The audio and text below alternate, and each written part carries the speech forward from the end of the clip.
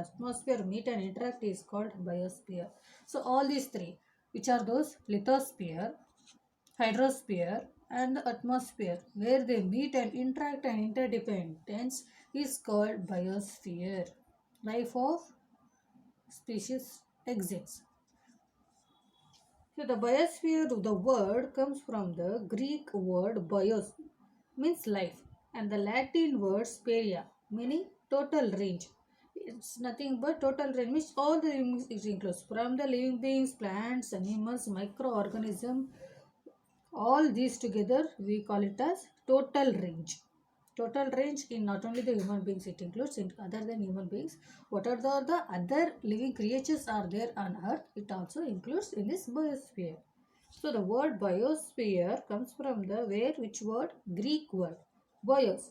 It means life. And the Latin word speria, meaning total range.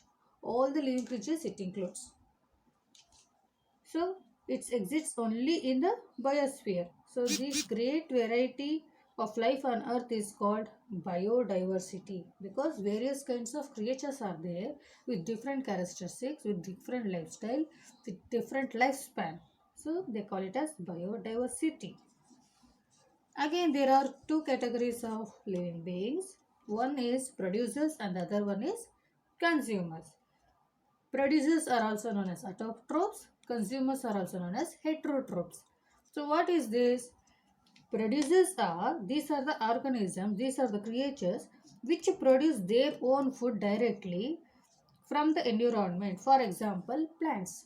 Plants prepares their own food with the help of the photosynthesis. Correct.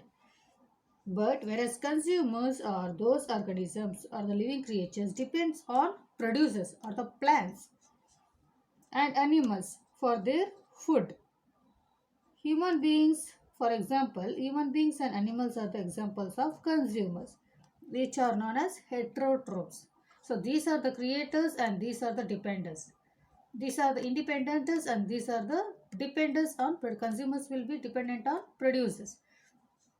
Producers themselves produce the food for their life. And when you come to the another point, that is ecosystem.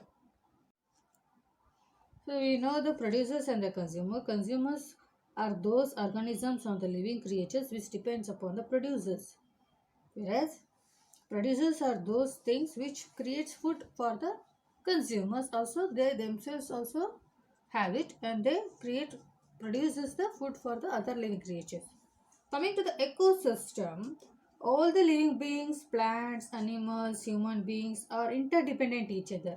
So one living creature will be a food for the another one, and another food creature will be food for one more living creature. Likewise, they are interdependent indirectly or directly on each other. So they are dependent on their immediate surroundings. So they exist in the same environment, but they are dependent.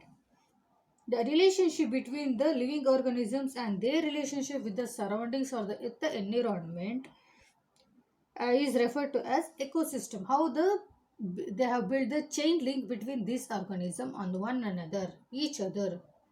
How the relationship between the plants and the animals, how the relationship is being existed, link is created between human beings and the plants and the animals. That is ecosystem. So the size of the ecosystem is going to be vary. So the species which are existing on the earth is going to be vary. So can be as small as pond or can be large as forest. So in basically the ecosystem is nothing but various species of creatures will be existent on earth which are interdependent one among them, or each are interdependent for food, for existence. Okay. So students, in this class what we learned is two spheres. One is atmosphere and another one is biosphere. And two more new topics was producers and the consumers. And the one more topic was ecosystem. Next we'll study about the human environment in the next class. Okay, please go through the video. Be safe, be healthy. Thank you.